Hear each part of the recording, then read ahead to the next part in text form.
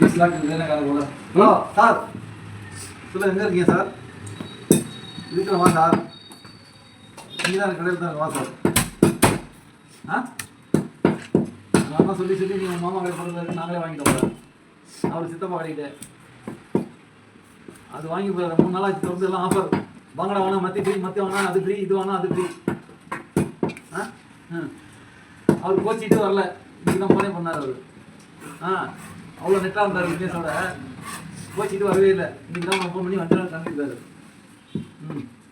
அதை நீனே வாங்கிக்கப்பா, நம்மளுக்கு ரொம்ப தூரம் அப்படின்னு சொன்னேன். 4 லட்சம் அட்வான்ஸே இருக்குது. அவன் அவ்வளோ செலவு பண்ணியிருக்கான். அவன் ஒரு எக்ஸ்ட்ரா 2-3 லட்சம் கொடுத்துருந்தா கொடுத்துருந்துருப்பான். இவர் 2 லட்சம் தரையா 3 லட்சம் தரையான்னு கேட்டுருந்தாரு. எனக்கு என்னத்துக்கு அங்கெல்லாம் வியாபாரமே ஆகாது.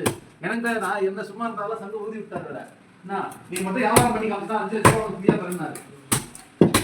சனிக்கிழமை போனாங்க.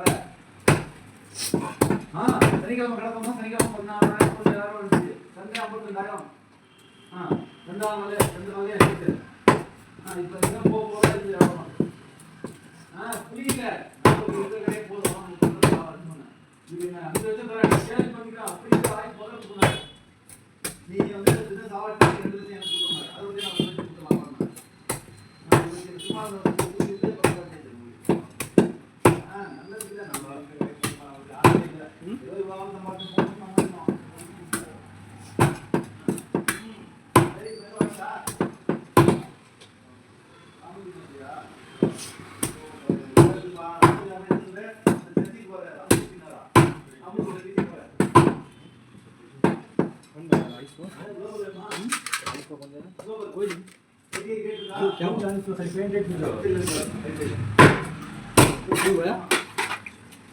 अभी किधर टाइम गान बिठा दिया किसने?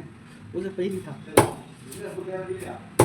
तुम्हें जा रहा इसको ऐसा लेको का चीटी क्या ले चीटी दे दो ना जाट को यार मालूम चलो बेटा दुकान में जाओ 10 लाख में काम आता है।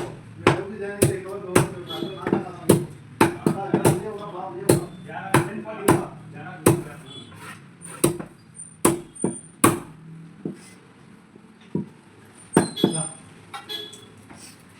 रायल कंकार्ड क्या रायल कंकार्ड मालूम है? रायल कंकार्ड क्या बोले मालूम नहीं है।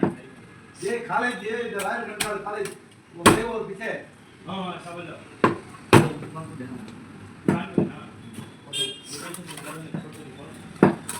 अच्छा फ्लेवर पीछे देना राइट में। हां मालूम घर में देना दुकान में देना।